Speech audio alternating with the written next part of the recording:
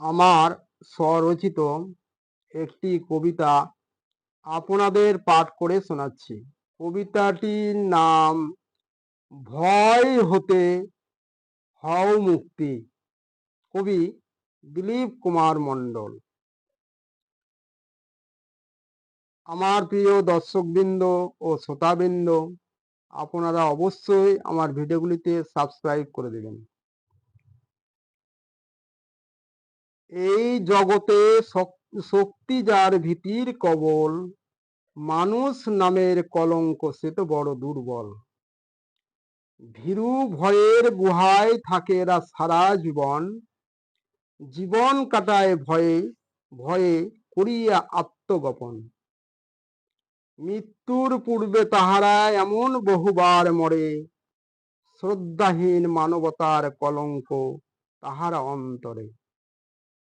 মৃত্যু স্নেহ তাদের দুর্বল ভাগ্য করিয়া নির্ভর, জীবনে বাঁচিয়া থাকা চরম লজ্জাকর। নয়ন যুগল হইতে অনর্গল বহে অশ্রুজল, প্রবল বেগে প্রচলিত উঠে তাদের শোকানল। চিন্তা শক্তি হয় ক্ষয়, তারাই জগতে ভীরুর দল, আত্মা শক্তির ভিত্তিকে ভাঙিয়া করে দুর্বল।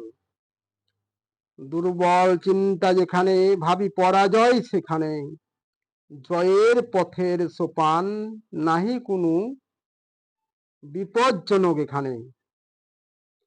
তাহারা করে না চেষ্টা, নাহি সুযোগের পরিবর্তন, মনের আকাশে মেঘ জমিয়া ঝড়ে অশ্রু বর্ষণ। ওগো যত ভয় চেষ্টা করি, করিতে হবে জয়, নিরন্তর চেষ্টায় নৈতিক জীবন জানিবে নিশ্চয়। অপূর্ব শক্তি সাহসেতে করিয়া দূর সর্বভয়, ফিরে পাবে বলো ফিরে পাবে, আশা হবে জয়। আত্মশক্তি সর্বশ্রেষ্ঠ শক্তি, রাখো সেই ভক্তি, নিমেষে হবে জয়, যত যন্ত্রণা হবে নাহি ক্ষতি। জীবনে মানুষের ভয় জানি অবধারিত শত্রু, নিশ্চেষ্ট পরনির্ভতার অপর নাম মৃত্যু। করো মুক্ত করো হে যুক্ত, ভয়হীনতায় শক্তি, ভয়হীনতায় শক্তি, কভু নাহি হবে নৈরাশ্য, তবেই পাবে মুক্তি। মানুষের মতো মানুষ হয়ে বাঁচিতে চাও, চিত্ত করো ভয় শূন্য, বড় করো তোমার হৃদয়।